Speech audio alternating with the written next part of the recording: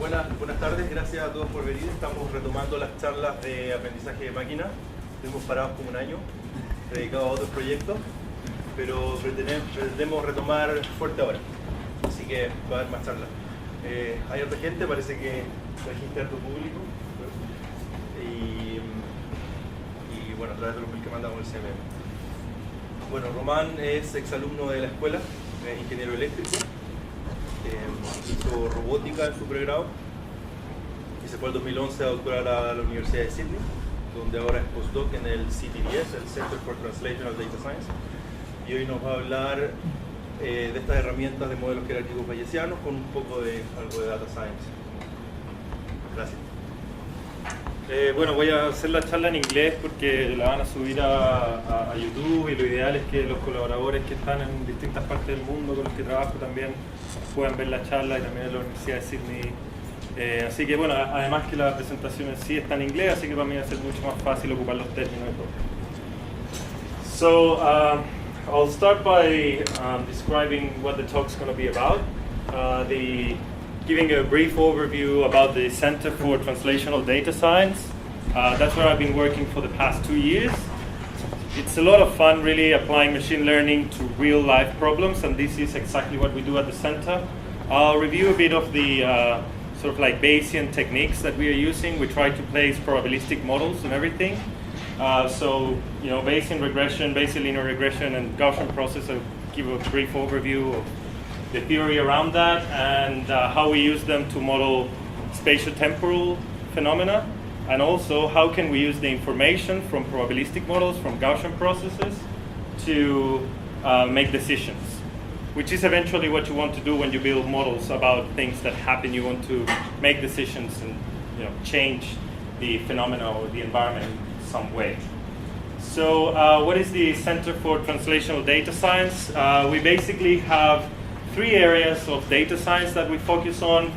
We do a lot of data capturing at linkage, where we have tons of data about health, hospitals across the state in Australia, and we want to link them and capture information.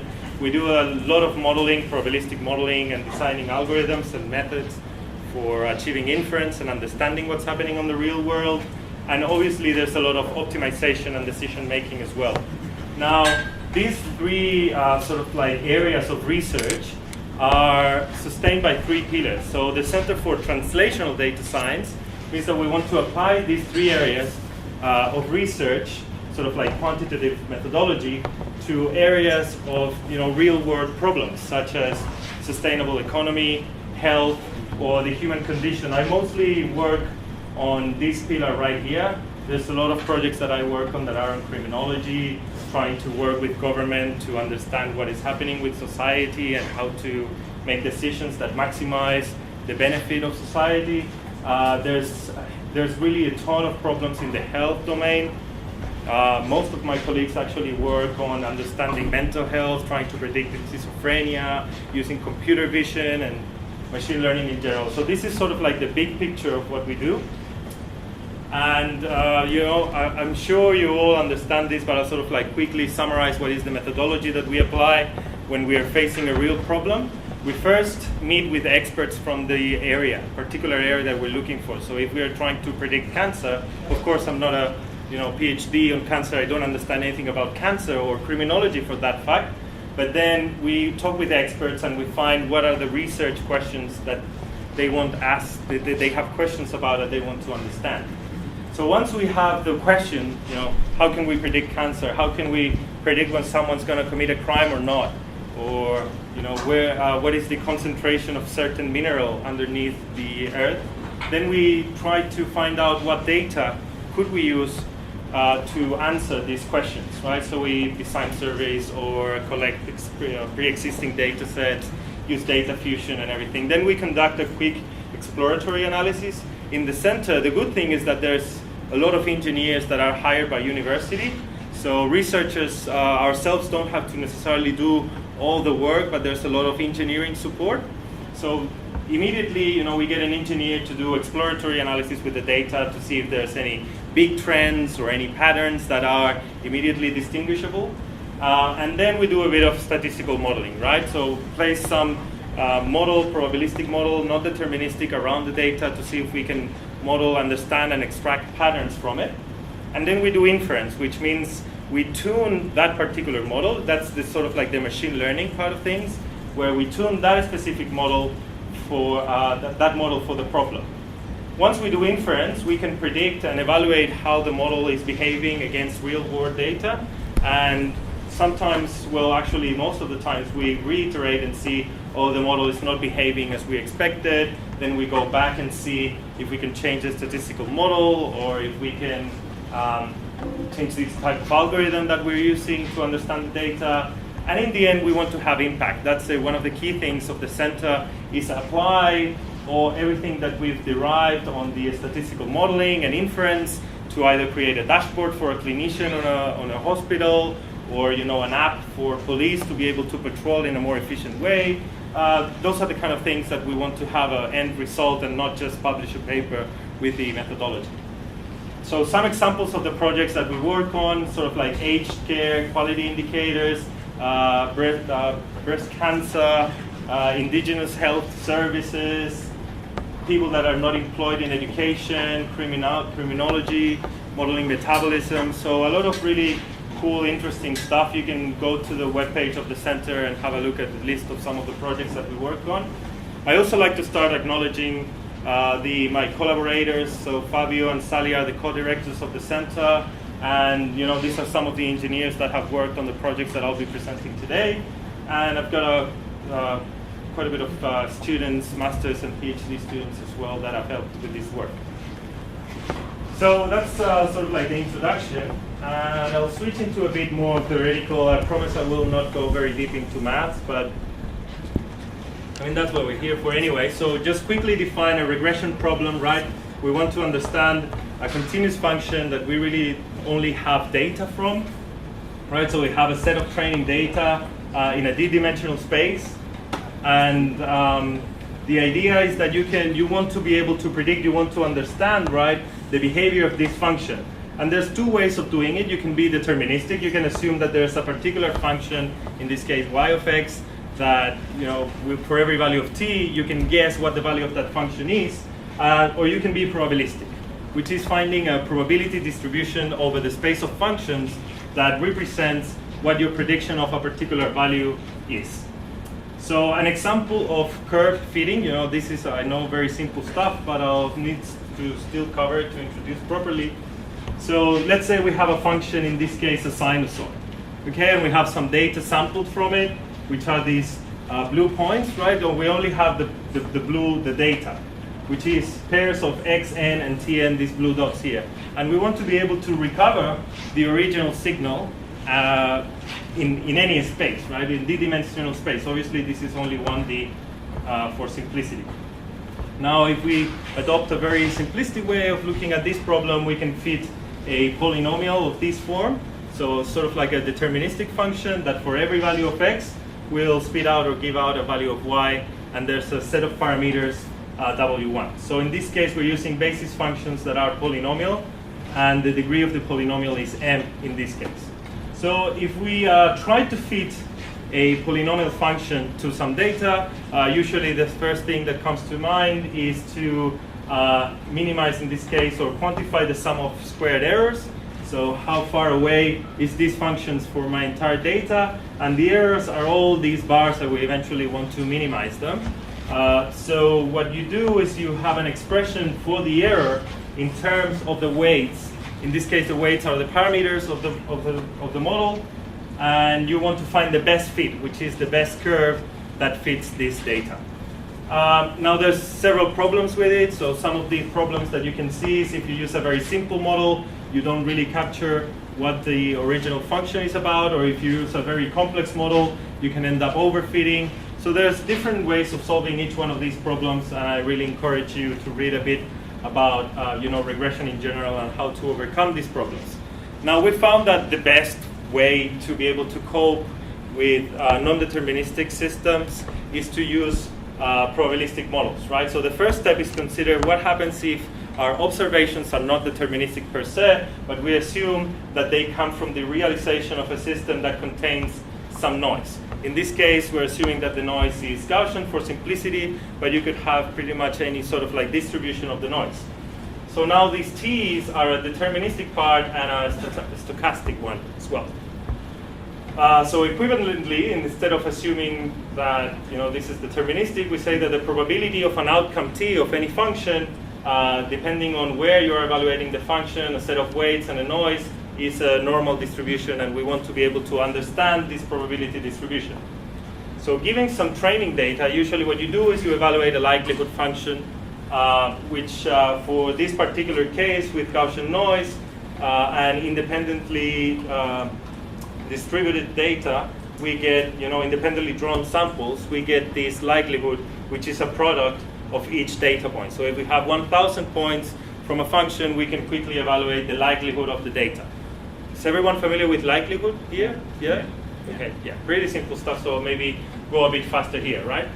So you can, everyone knows here, I guess, as well, that usually you try to find, if you have a probability distribution, which is your, in this case, predictive distribution, you want to find what are the best parameters that represent the system, the optimal curve, in this case, that represents your function. And you can do that in closed form when everything is Gaussian and everything is really nice. And this phi here is the design matrix in this case. So what happens if we take this to the Bayesian case now, right? So Bayes' theorem tells you that you have the expression of the likelihood here. And the simplest way of solving problems is, in a way, for getting a maximum a posteriori, or one value of the parameters w, is by maximizing the likelihood. But if you apply Bayes' theorem, you can get a probability distribution of the parameters of the system, whatever these parameters are. Now this is the posterior distribution, and it's very useful for inference. And you can also evaluate the posterior distribution, the posterior predictive distribution. So, well, you have this is the posterior, right? You have the likelihood, which is the one in the middle, and the prior. The prior encodes the knowledge that experts have on that particular domain. If we are talking about crime, we speak with criminologists and find out what are the most likely things that affect crime, and we use that to inform our inference process. So this is a prior. Usually you use a conjugate prior so that you have closed form solution, but that doesn't necessarily, it's not always the case. And for this particular example, if we have a Gaussian likelihood, we place a Gaussian prior, and then you have closed form solution, so you have a posterior, which is also Gaussian in this case, and then you have sort of like equations where you can replace and evaluate all your data, and you get a closed form solution of your posterior. So just to have a look at an example, this is a model where you have two weights. In this case, W0 and W1 are two weights of a linear function fitted on some data, and we have our prior, which is pretty much centered around 0. It's a very simple isotropic Gaussian centered around 0, and then given the previous result, you know what the posterior is because the prior is Gaussian, the likelihood is Gaussian in this case as well, so you can evaluate the posterior.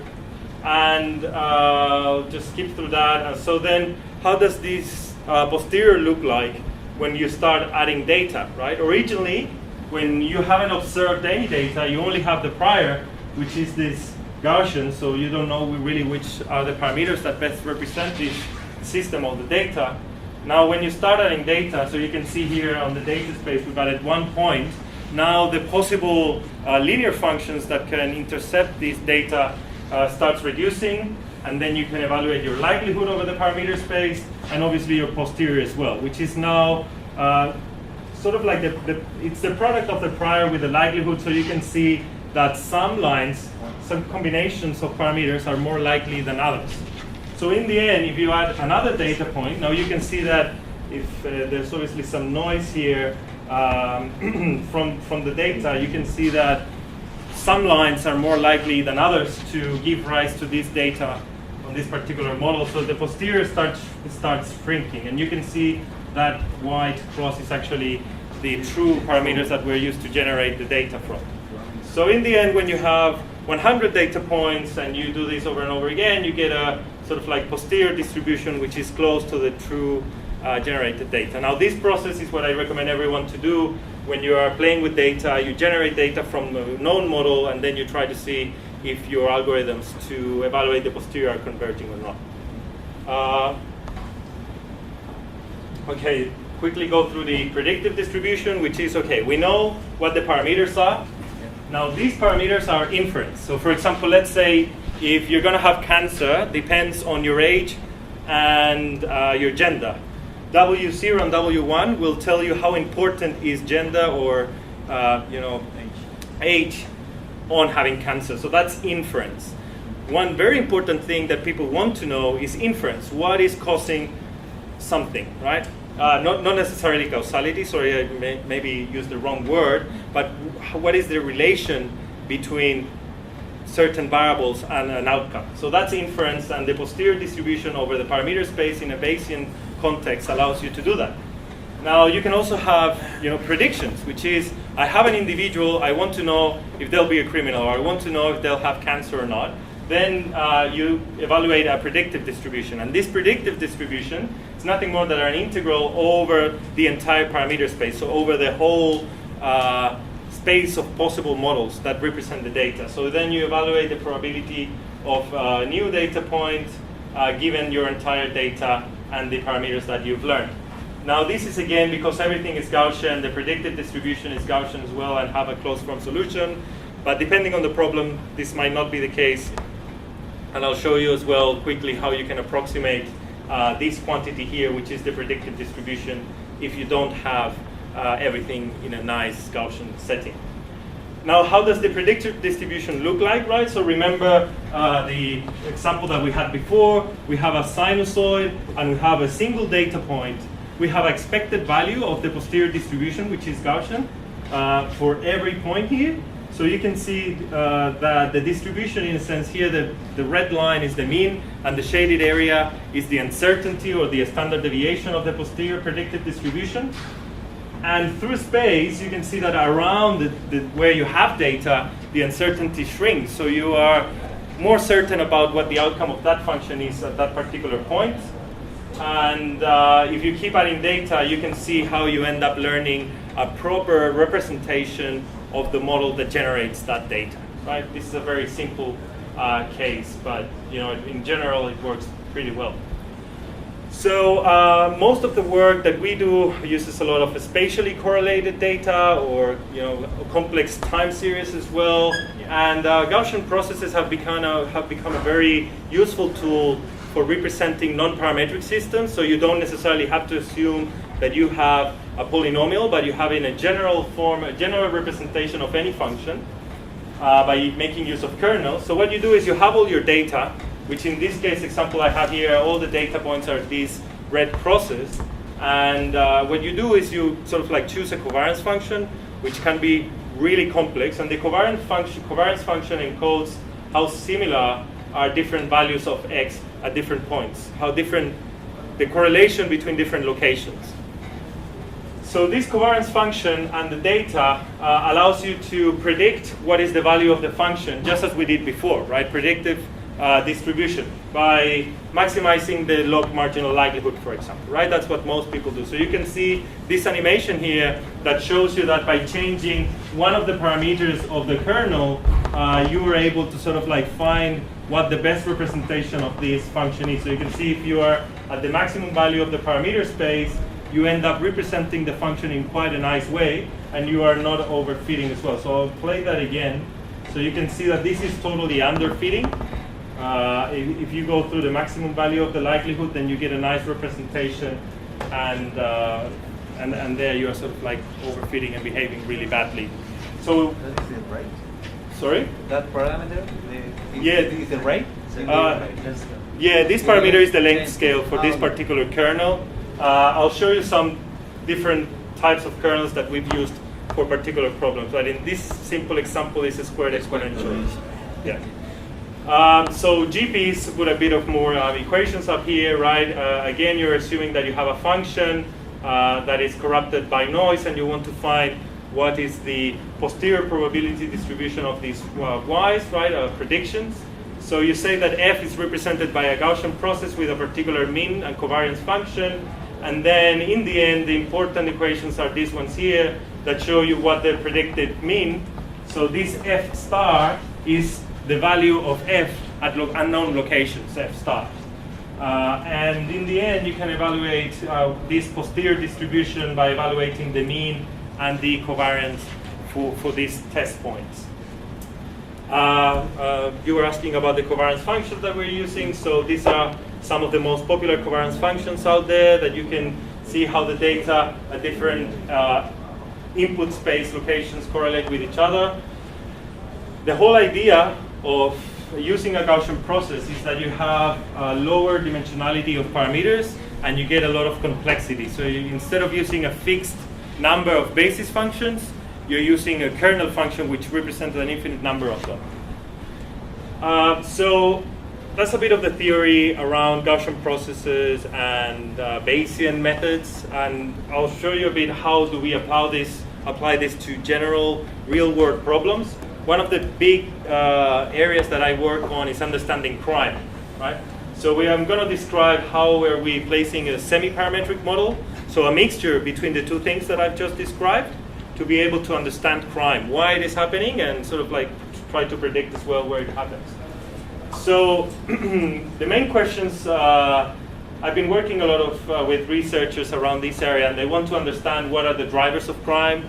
You know, are there certain demographic characteristics of the population that give realization to crime, or is it transport? How is transport related to crime, etc.?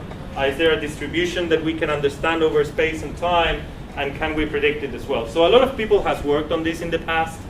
There's a lot of spatial only models where they look at the spatial distributions of crimes, fitting heat maps, using kernel density estimation, and all these sort of things that you see here. There's a lot of people that also work on the time domain, saying, okay, if I put on a table how many crimes have happened at 4 p.m. on Wednesday, you can get a good understanding. But these are sort of like individual temporal, sort of like time series analysis.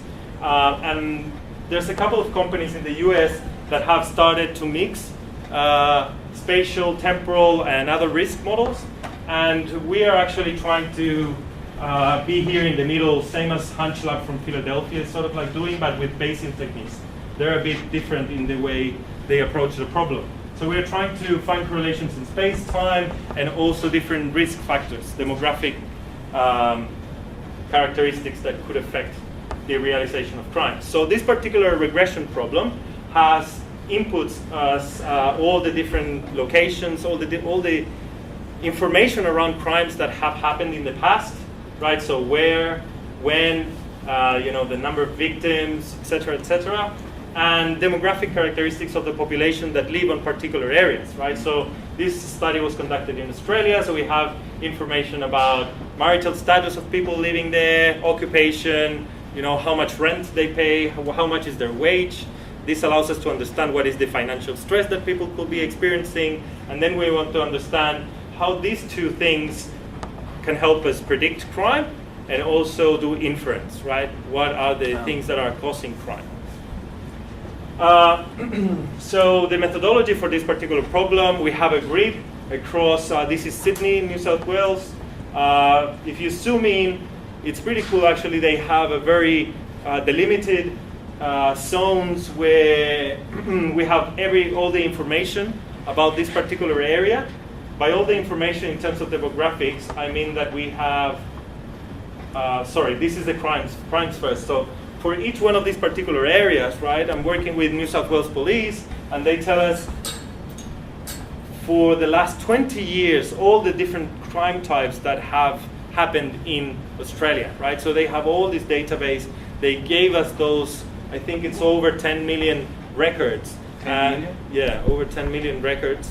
And for each one of these areas, you can sort of like count them and understand what are the number of assaults, what are the number of robberies, what are the number of people that have hit their wives, motor vehicle thefts, etc. Right? So for each one of these locations as well, we have all the characteristics of the people living there as well. So what is their occupation?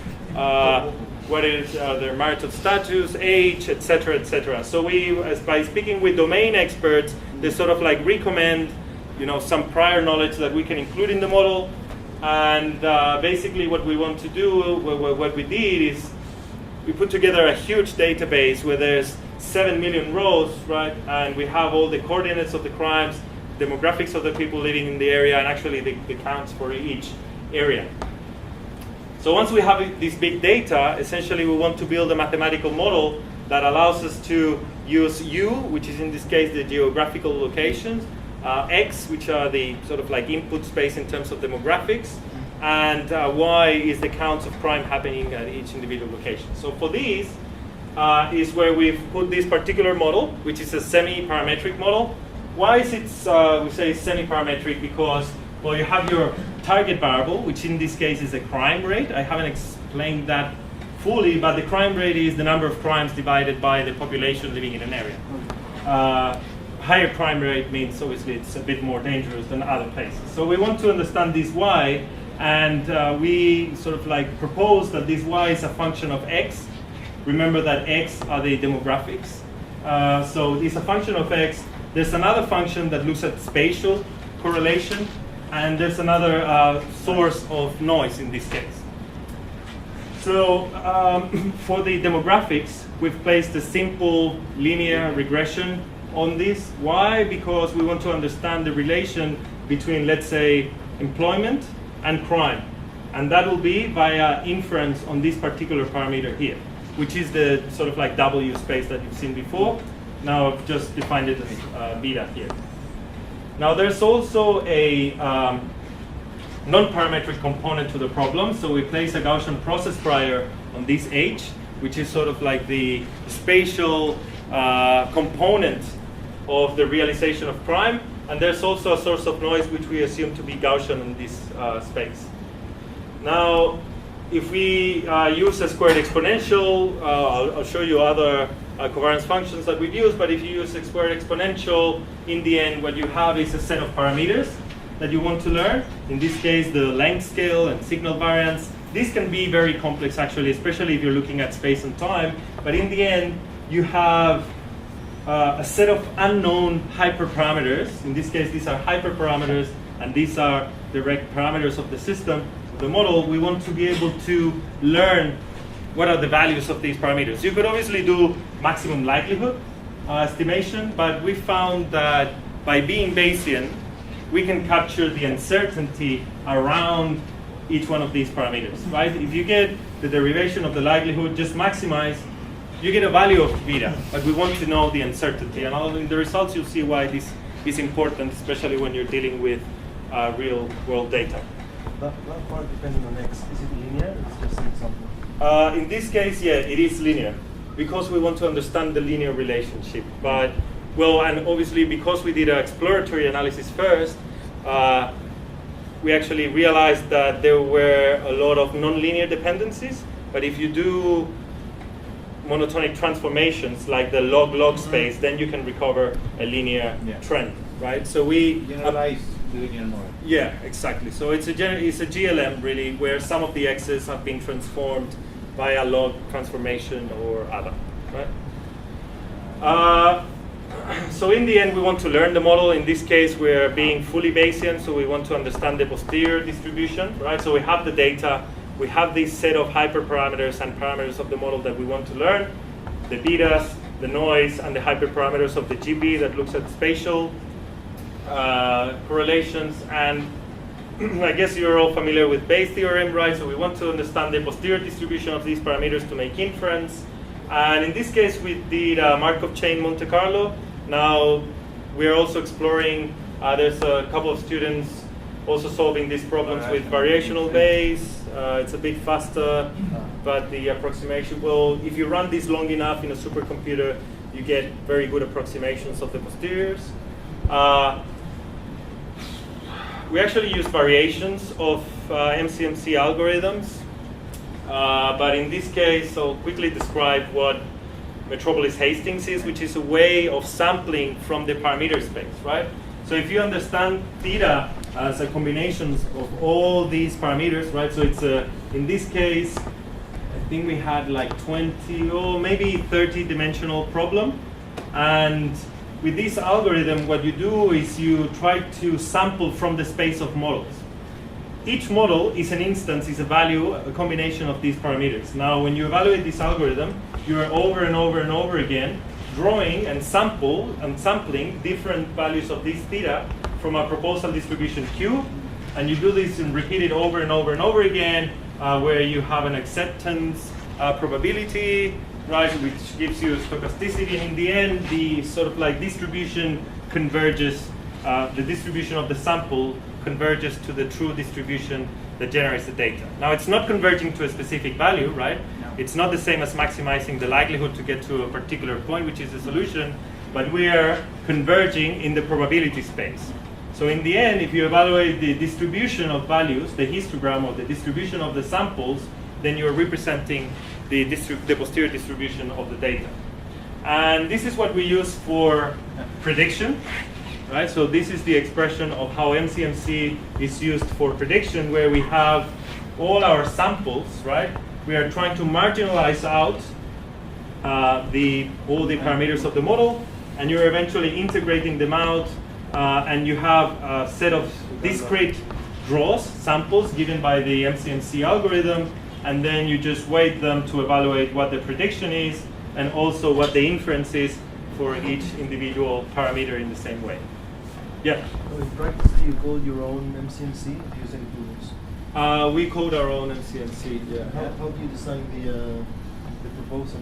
Because all the variables you have are from different nature. I think some of them are even categorical, right? Yeah, but no. So what we've done, if we have variables that are categorical, we sort of like transform them into continuous space. Yeah. But still discrete, so the proposal has to have continuous and discrete variables. In this case, it's just continuous. It's just continuous, okay. Yeah, which is not the best. Actually, a very good thing would be to explore other proposal distributions. You can still do it, but you will be wasting samples. Yeah. So what proposals do you use? Just Gaussian in this case. Yeah. And your MCMC algorithm is for simulate one chain or multiple chains? No, multiple chains. We have a distributed ensemble MCMC? Yeah. So this actually, ensemble MCMC means that you have multiple chains running in parallel. I wasn't really directly working on the implementation of this on HPC, but a couple of the engineers are very familiar with how to sort of like distribute different chains on multiple processors. So we have different chains connected with each other from now and then that check what the distributions are and conduct parallel sampling. Yeah, and the convergence is very fast. Yeah, the convergence is much faster than running for once, right? Yeah. So what are the results that we get? It's pretty cool stuff, right? So we want to, in this case, we want to understand domestic violence, assault rates, and we get distribution for each one of the locations, right? For each location, we get uncertainty and mean estimate. So you can, police use this to understand where crime is sort of like more likely to happen in the future. And we sort of like split the data set as well into into test and train data. So we can sort of like predict and evaluate if our algorithm is overfitting or is actually general enough. For this plot here, you can see that each point is a location, right? So you can understand this as suburbs, and for each suburb, we have a predicted crime rate and an observed crime rate, which is from the actual data. And the train data is the blue one that you see here, and the test data is the red one. So for the test points, you can see that these locations here have a very low observed crime rate, and we're actually predicting that it's sort of like a safe neighborhood just by the combinations of all the demographics and so on. So this tells us that the model is actually fitting in a sort of like generalizable way. And we also can make inference, right, recognizing which ones are the factors with their associated uncertainty. So this was actually very important for the people making decisions on, policy decisions in the future, is that you don't just have an expected value of each parameter, but you have an uncertainty around that given by the draws from the MCMC. There are the marginal distribution of the parameters, yeah? Yes. So each one of these is the marginal distribution of each one of the parameters. We also evaluate the joint distribution, but in this case, it's just the marginal of each one of them. And you can see that some things sort of like this is domestic violence. Some things like the number of males that are separated in an area affects really importantly domestic violence, which sort of like makes sense, right? There's a reason why they're separated to start with. So these are all things that sort of like the model spits out in terms of what it is using to be able to predict or sort of like explain crime. So number of males separated, the unemployment and the population density, education, all these affect crime in a positive way, and having paying a low rent or receiving a low salary also affects crime. Question regarding the previous slide. How is your model taking into account the temporal factor? I mean, you have, for example, a trend for the first variable that is, it says it's changing from 2001, 2006. Yeah. Is the model somehow learning from the shifts in your patterns? This example that I'm showing you not, but I'll jump into one where time is explicitly considered in the model. So this shows sort of like 3 cross-sectional analysis. We're working on fitting the full sort of like space and time GP to this, but we're in the process of doing it. So this shows sort of like for 3 different models. Actually, I think I'll sort of like scoot through this and go to the more interesting part of spatial temporal models. So to be able to improve this work, we are not only doing demographic and space-time, but we're also considering environmental characteristics, like where are the ATMs, where are liquor stores, all these sort of things, bars that could affect the realization of certain types of crime.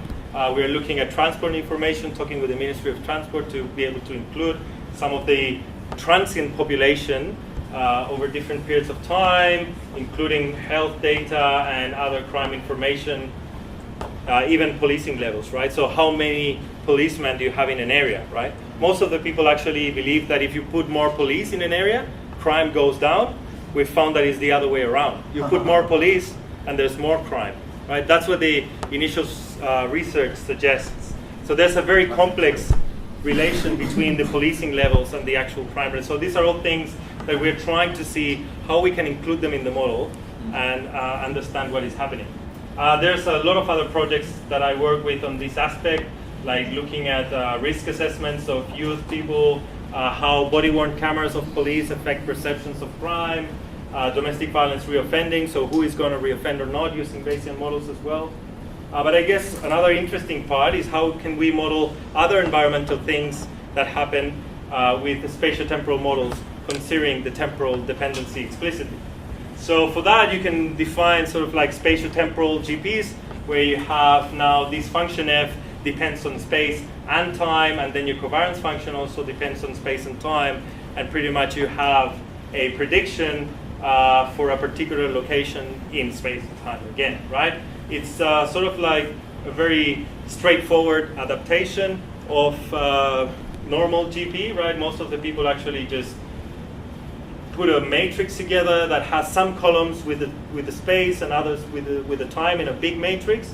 Now, the advantage of explicitly defining space and time separately is that you can start playing with the covariance functions in this space, right? So you can say, okay, I have a covariance function that depends on space and time, and I think that there's a separable pattern, or there's a separable covariance structure for space and for time, which means that independent of where in time the spatial correlation is the same, or for every point in space, the temporal correlation is the same. So it's a very strong assumption, but simplifies the problem in a nice way as well, right? So theoretically speaking, you can identify the parameters in a much nicer way.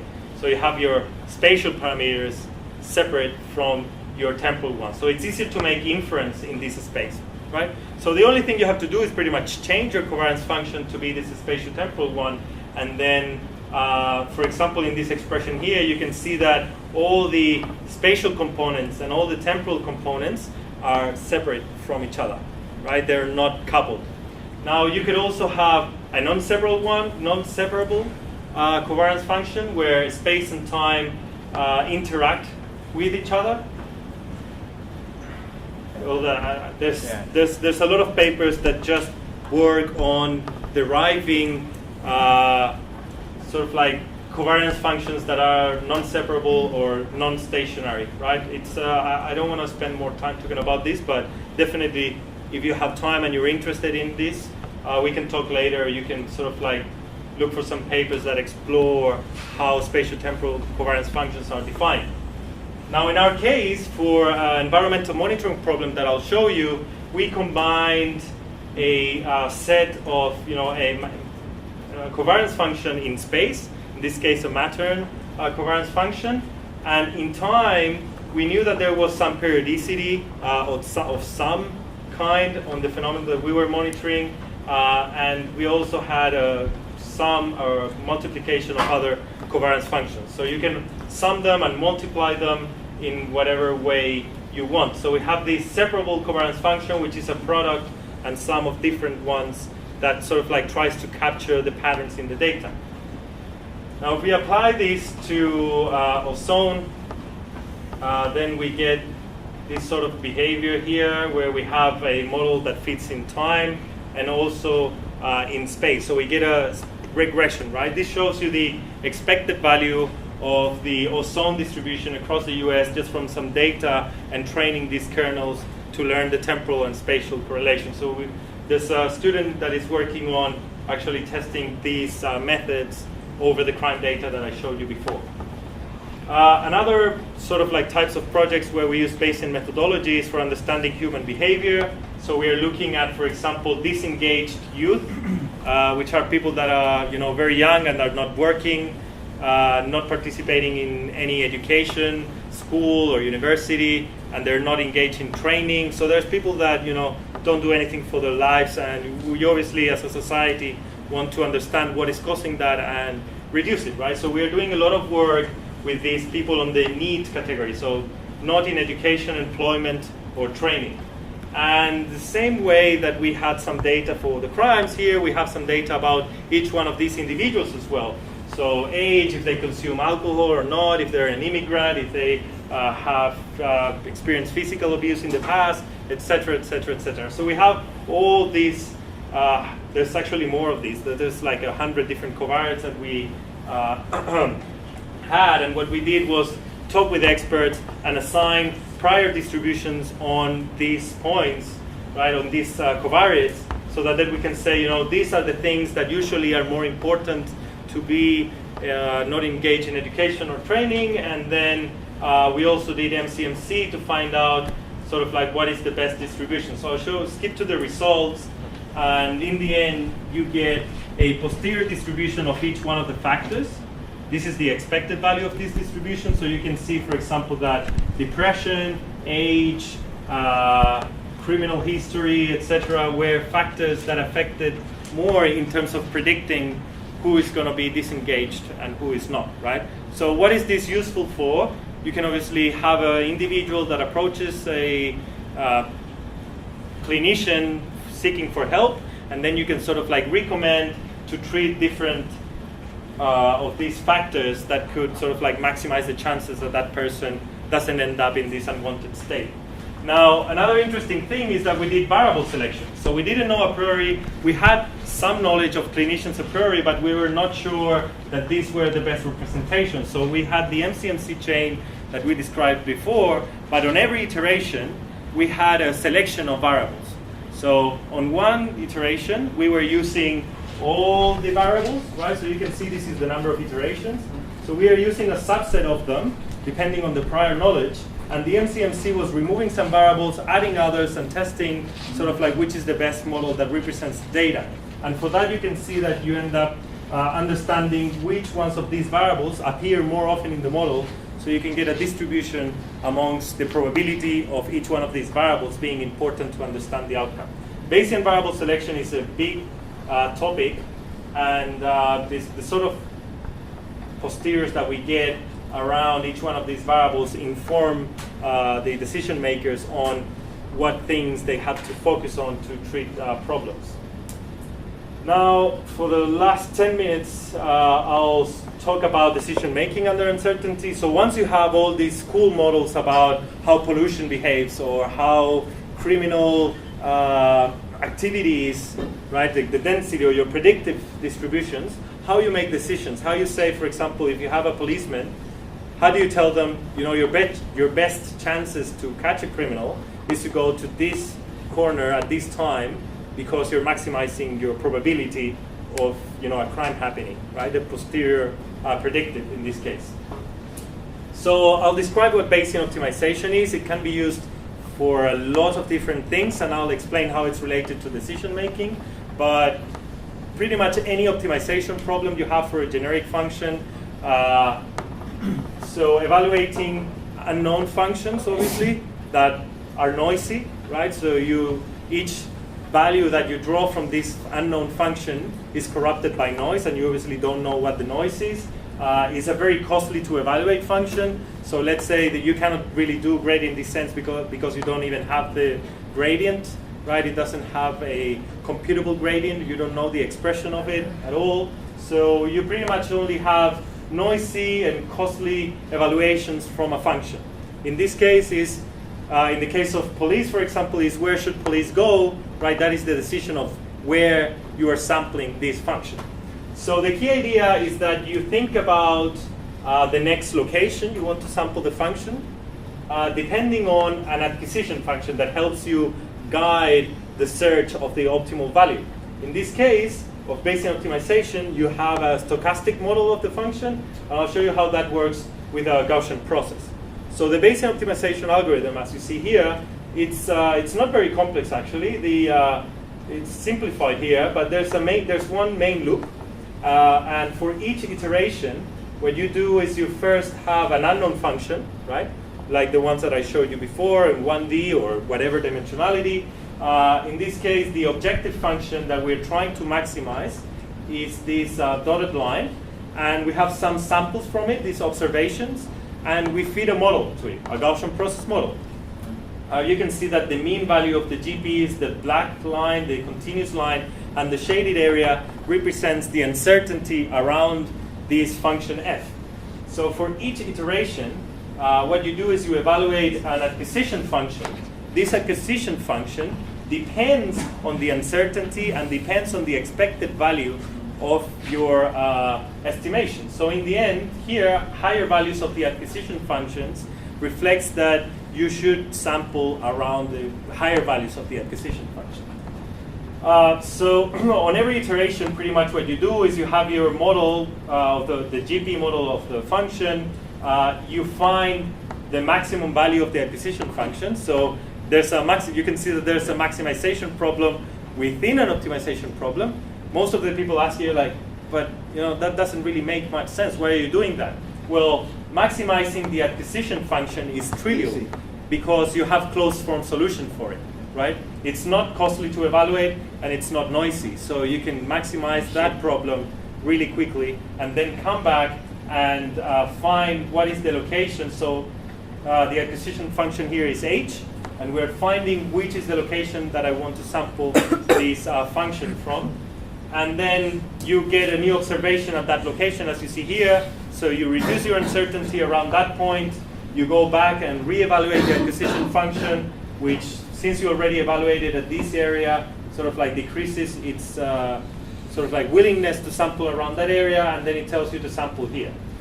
So you can see in the end that you end up only sampling the costly functions around the locations where it's likely to maximize your reward.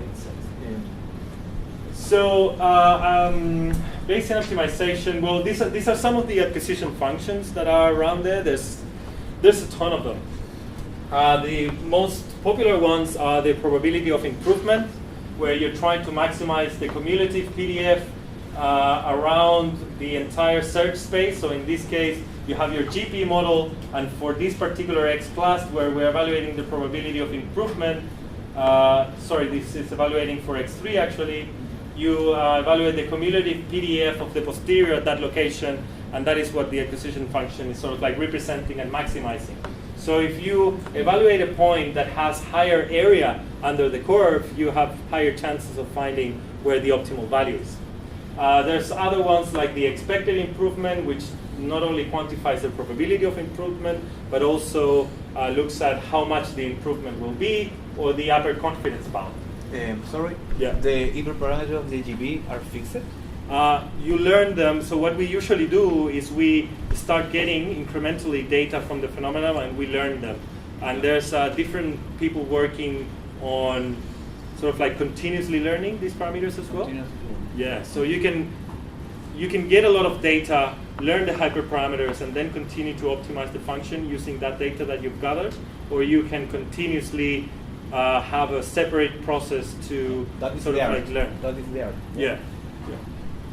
So what have we used this for? This is one of the applications where we've used Bayesian optimization to understand groundwater, for example. So this represents groundwater, and there's different locations where there's existing wells that monitor what is the groundwater, and this application was for the government of South Australia. They have too many wells and they didn't have resources to monitor all of them. So we pretty much said, okay, you have a complex function, you don't know the gradients of these, but you want to be able to understand where, sort of like which of these locations are more important to measure than others. So by using Bayesian optimization, you can first obviously learn the hyperparameters and understand how the uncertainty changes over time and which ones of these wells are the ones that you should sort of like focus on.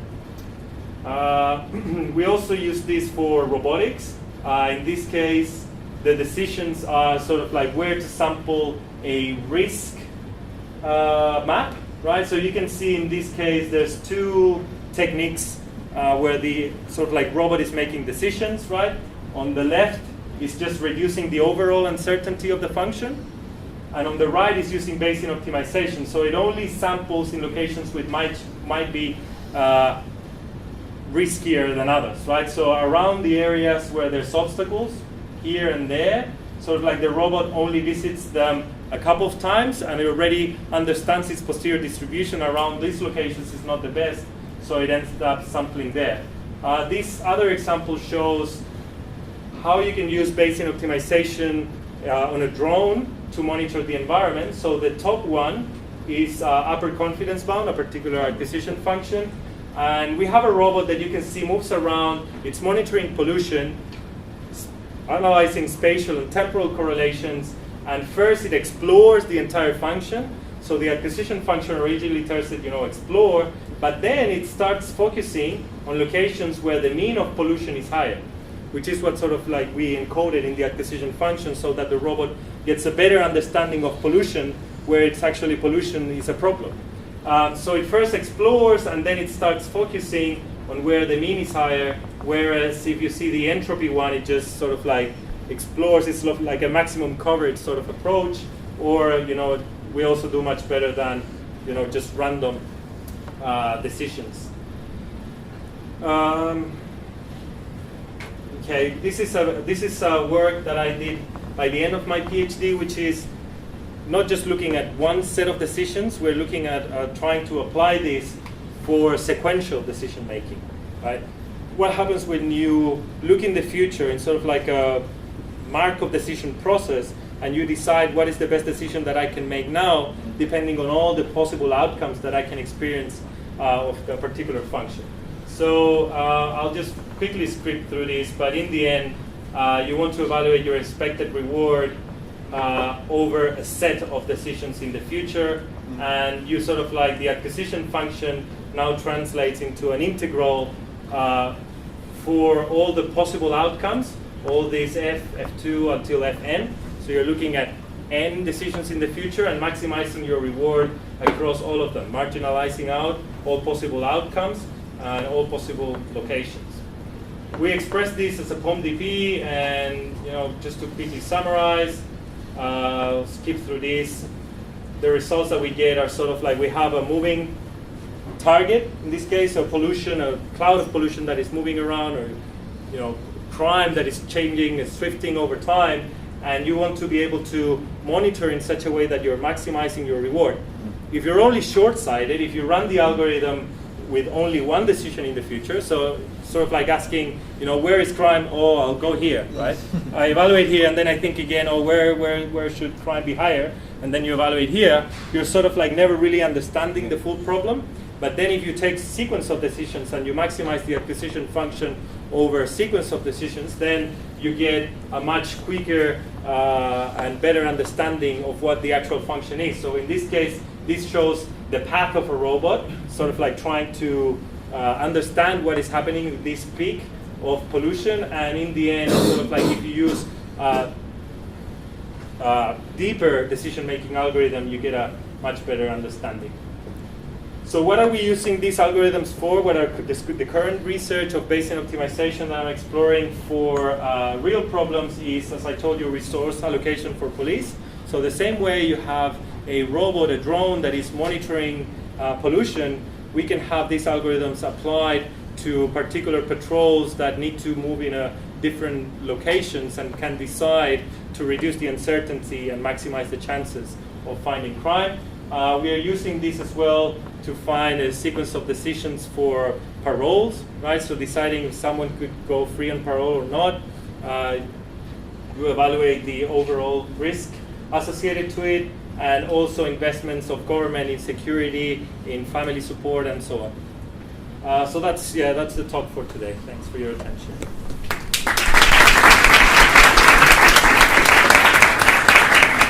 I know it was a lot of stuff, but if you have questions, I'm happy to take any of them. I have a question. In your semi-parametric model, the spatial component are a GB. Yeah. Right. The input of that GB are a two-dimensional input, right? Yeah. Which is the size of the covariance matrix? Okay, so the question here is, we have the covariance matrix, right? The covariance matrix of the spatial component. And what is the size of it, right? So if you have a lot of data, let's say you have a lot of locations, right, where you are measuring something that correlates in space, if that becomes very big, inverting that covariance matrix becomes prohibitive, right? Yeah. In our case, for the problems that we're working on, the ones that I showed here, we have around 500 different locations where we are aggregating crime. So we are aggregating around locations, so we have a matrix to invert, which is 500 times 500. It's trivial in a sense, right? But I've worked on other applications like the environmental monitoring one or other geology ones where we have millions of data points. Now for that, there's a lot of people working on sort of like Hoffman, sparse GPs, right? So eventually approximating the inverse of that covariance matrix by using inducing points, subset of regressors. There's a lot of different techniques to do that. Okay. And when you use MCMC to sample the posterior or the parameter, it's usual that the distribution are multimodal, right? Yeah, that's right. How you work with this? Well, the good thing about MCMC is that you can actually get the full posterior distribution. And if you take the marginal of the histograms, you get multimodal distributions. Now, most of the time we talk with the experts and we say, these are the possible models, right? And the good thing is that when you actually get the predictive distribution, you evaluate over all of these modes. Yeah. And that allows you to quantify the uncertainty even in a better way. So if you have a closed form solution and you assume that your posterior is unimodal, then you're in a problem because you might get a very wrong estimation. But that's one of the good things of doing MCMC is you can actually capture the full form of the posterior. So you integrate both of three modes. Yeah. Okay.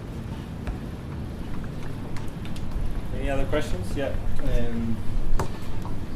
Well, first of all, thanks a lot for not talking about deep learning. I was thinking about computational complexity. So I guess you do batch training for some of the examples and sparse GPs for others. You also said that contrarily to what one could think about putting more policemen in a neighborhood, crimes were going up. Can you confirm that, or is it just the crime that were detected that went up? Yeah, that's a very good question, right? So putting more police in an area means that you get more crime. It's not really that more crime is happening. It means that you're actually catching more criminals, right? And that's one of the sort of like huge problems or areas of research that I'm working on at the moment, is understanding how do all the machine learning algorithms work with biased data, right? So in this case, the police data that I'm using, right, is biased because police originally caught the criminals, right? They're the ones that decided where to go. They caught someone or they searched someone that had a particular appearance. And if you train models that are built on biased data, you'll be reinforcing that bias. So in this case, we have obviously a lot of missing data, a lot of crimes that are happening that you don't have in your database, and there's a lot of bias in terms of the decisions that people have made in the past. So there's actually a conference that is just starting to take shape, which is called Fairness, Accountability in Machine Learning Algorithms, where you're trying to understand, what are the consequences of placing machine learning models when you have biased data, and to make it fair for everyone, especially when you're dealing with real-world problems, right? Yeah. So in this case, we cannot really confirm that police is really causing more crime, of course, right? But in a sense, what we want to do is to be able to assess how the biased data quantify, sort of like bring that into the model so we can have a reflection of that and the uncertainty of the prediction. Right? So if somehow you can quantify when your uncertainty is in gathering the data, you can translate that to the output. So imagine if you're trying to understand the concentration of certain type of mineral, and the only observations you have are given by what individual that was deciding where to sample, right? You will have a biased model in the end because you are using the decisions from someone else, right? So understanding that, I think it's crucial to be able to achieve proper understanding of the problems. When we worked on crime detection using GPs, we were using spectral kernels, because in time, the only way you can extrapolate is by assuming that there's some kind of periodicity. So one could say that there's a monthly period, so by the end of the month, people have more money, so they're more prone to being stolen. There's also a cycle in the week, during the day. So do you also design those cycles? Do you identify them or? Yeah. So what happens is on the different applications where we have a time domain. So the question here is, how can we detect cycles? If you want to predict what concentration of something that changes through time is, having sort of like periodical or frequency analysis allows you to understand and extrapolate the function into the future. And for us, the way that we solve this problem is we usually calculate the Fourier transform of a set of the data, and we start including periodic components into the covariance function with the peaks of the spectrum in this case, right? So you could sort of like recognize that originally you have a yearly trend, which is actually the most important in crimes, at least in New South Wales, New Year's Eve, even around Christmas for domestic violence, weirdly. So there's a lot of like weekends, of course. So all these components of the temporal domain appear at different sort of like locations. So the way we do it is Fourier transform, what are the peak values, and include those as component in the covariance function. Now you're exploring that as well, right? So we're also working on finding continuous representations of the spectrum. So you can sort of like evaluate all the possible frequencies and combinations to predict. But all the spectral identification is happening before training the GP. So you find the frequency components and then set them for the Yes. Okay. Yeah. So we have our covariance function, which is a sum of all the different components at different frequencies, and those are identified a priori, right? Mm-hmm. Now, I mean, you could do it in a much better way, but that sort of like works well for prediction. No, the thing is that training altogether is a pain. You cannot. Yeah. Well, it's hard. Yeah, it's hard. Yeah. If you leave, let's say, a covariance function that has the hyperparameter for the frequency, you're trying to learn that becomes a nightmare. Yeah. I went through that. Yeah. Are there any more questions? Voy a hacer preguntas en español también.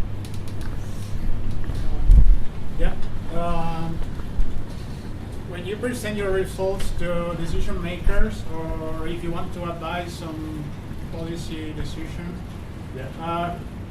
do you think you have to be very careful of this? I think that in the way you present your results may appear that we're talking more about causality other than prediction. So I can see decision makers become like really confused about that. Yeah. Yeah. So the question obviously is, how can we interpret all the inference that we're doing on the models together with causality, right? So I actually used the wrong word when I was talking about, these parameters are causing something on the output. You cannot really do that with the sort of like methodology that I'm presenting now. And I'm very interested in exploring causality. And the way we are tackling it at the moment is by looking through time, okay? So obviously, if you want to see if something is causing something else, you look at different points in time, and then you can sort of like understand that there's some kind of causality, right? So that's the way we've been doing it, but there's a lot of theory around graphical models, trying to identify what are the most likely paths that determine causality, right? So if you use directional graphical models and learn the parameters in a specific way, you can start understanding the causality structure. Now, the work that I'm presenting doesn't really do that, but if you see, let's say we're talking about crime again, and you have a increase in the number of alcohol or the laws of alcohol that allow you to sell alcohol at a different time, for example, of the night, and then you have a curve of something changing, of a variable over time that you're interested in, and you see that changing, and then you see crime sort of like lagged by some time, you sort of like identify that, and if that repeats over and over again, that sort of like gives you a case for determining causality, right? But if you just have a cross-sectional approach and you just have coefficients and your MCMC chain, there's not much you can say about causality. So that's why working with experts is also very important. If you just have a lot of data on crime or a lot of data on mining, and then you try to generate models and you're not consulting or working directly with an expert in that area, then big problems really can happen. So I really recommend to work closely with biologists, doctors, or whatever. But very good question.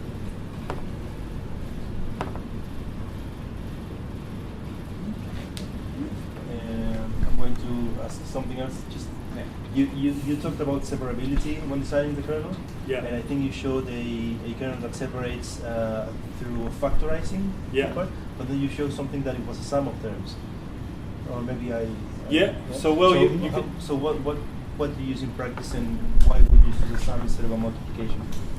Yeah, so interesting question. So the question is, right, you can combine kernels. You can generate new kernels by multiplying them or adding them together, right? In the case that I showed here for the environmental monitoring application, we had sums and multiplications. Yeah. That is after sort of like inspecting what the signal looked like and sort of like reiterating on how our results were representing the data, we decided that that was the best covariance structure. But that is obviously the way we do it now, but there's much better ways of doing it. In fact, some of the people I work with in the US, I don't know if you know Román Marchant. Do you know him? So Román is from Cambridge, originally working with the Rasmussen on the Gaussian Process stuff. Yeah. So the newest thing for trying to understand, what is a combination of kernels or how you define a kernel, now the new thing is putting kernels over kernels. There's a couple of papers on that at NIPS. Right?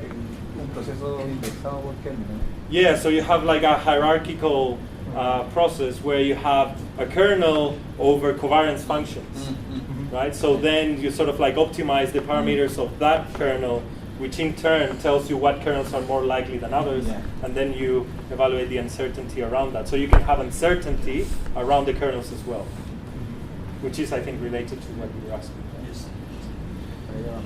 Yeah, that'll be an interesting thing to do research on. Any other questions? Have you tried to look for other labels of information, as for example, some politics decisions, how it has are I don't know, if they have some relation with the behavior of the crime, for example, or something like this. So the question here is if there's decisions from the government, right, changes in laws, things like that, and how they affect crime. We actually, for example, have one project where we're working on, which is a very sort of like conflicted problem, because in Australia, right, they decided to introduce some laws which are called the lockout laws, right? The lockout laws means that you cannot get into a club after 1 a.m. In the morning, or you cannot have like double shots in the club, blah, blah, blah. So a lot of different rules. And obviously, that changed crime a lot, actually. So there's different things you can do there. For the examples that I showed here, there's no change point analysis, but there are students that are working actually on identifying how does the temporal component, actually how does the spectrum of the temporal dimension changes after changes in law or any decisions that can affect the realization of the process. So yeah, it is something that we're working on. There's a specific project where we're looking for one specific law. But yeah, overall, this is a very interesting topic. And for human behavior, so let's say you're looking at the need problem, right? The need problem is the disengaged youth. Can you predict if someone will be disengaged or not? And for that, you also, instead of having the change of a law, what you have is instances of their lives where things have happened, right? So you want to be able to determine how the combination of things that happen through life or abrupt changes in a variable affect the outcome. So it's like having a binary input, in a sense, as one of the dimensions, before and after, and see if there's a change in the parameters. That's how we would approach it. Yeah, and you can even be Bayesian about it. So, for example, on a paper that we published some time ago, there was a change point analysis where we wanted to know if a change in the law related to women at work, right? So there was a law that changed the reporting of women working at directors in companies, and for the top 500 Fortune companies, there was a lot of data of the number of women in the companies before and after the law, so they wanted to evaluate if changing the law increased or not the presence of women on directories of these top 500 companies. So actually, if you assume that there was a change at that particular point where there was a law, you could find a difference in the slope, let's say, of whatever function you're trying to model. So we said, okay, but that's sort of like really weird. When we feed two Bayesian linear regression models, assuming there's a change point, you actually see a change. But then we started thinking, okay, well, this is sort of like weird, right? And obviously all the media started approaching us and calling us for interviews, sort of like to be able to back this up properly statistically. And we said, okay, we're not 100% sure. So what we did is we placed a prior on the change point, right? And after placing it prior on the change point and doing the whole MCMC over the entire parameters, we actually found that the change point was even likely to occur before the law. So in the end, the law didn't really affect it. It was something else that was happening. And the posterior distribution was actually pretty wide. So yeah, that's, I think, the Bayesian way of dealing with these sort of problems is putting priors on every quantity that you can. Yeah. Bueno, si no hay más preguntas, vamos.